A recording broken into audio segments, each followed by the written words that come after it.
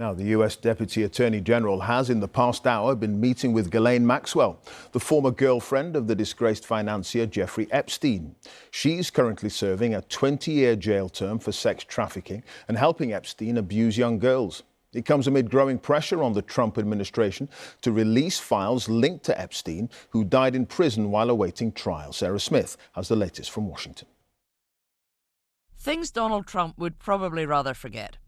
His second wedding to Marla Maples, and inviting Jeffrey Epstein as a guest, seen in the background of this photo that's just surfaced amid the furore over the Epstein files. The decision not to release all the government files on his former friend has become a burgeoning political problem. The latest bombshell is a Wall Street Journal report that President Trump was told months ago that his name is in the Epstein files. Last week, he specifically denied his Attorney General had told him he was mentioned in the documents. Specifically, did she tell you at all that your name appeared in the No, she's given us just a very quick briefing. It is well known that he used to socialise with Jeffrey Epstein, and being named in the Epstein documents doesn't denote any kind of wrongdoing. But reports that he was briefed about the mention of his name before the decision not to release the documents will deepen suspicion among his own supporters that there's some kind of cover-up.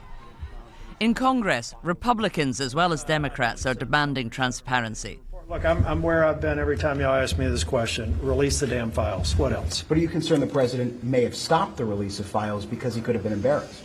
Well, I heard the president say as recently as this week that he thought the DOJ should release whatever files they have. I agree with the president. Ghislaine Maxwell, Epstein's former associate, is serving 20 years for helping him abuse young women. Hi, everybody. Today, she and her lawyer met the Deputy Attorney General, who apparently had much he wanted to know. He took a full day and asked a lot of questions, and Miss Maxwell answered every single question.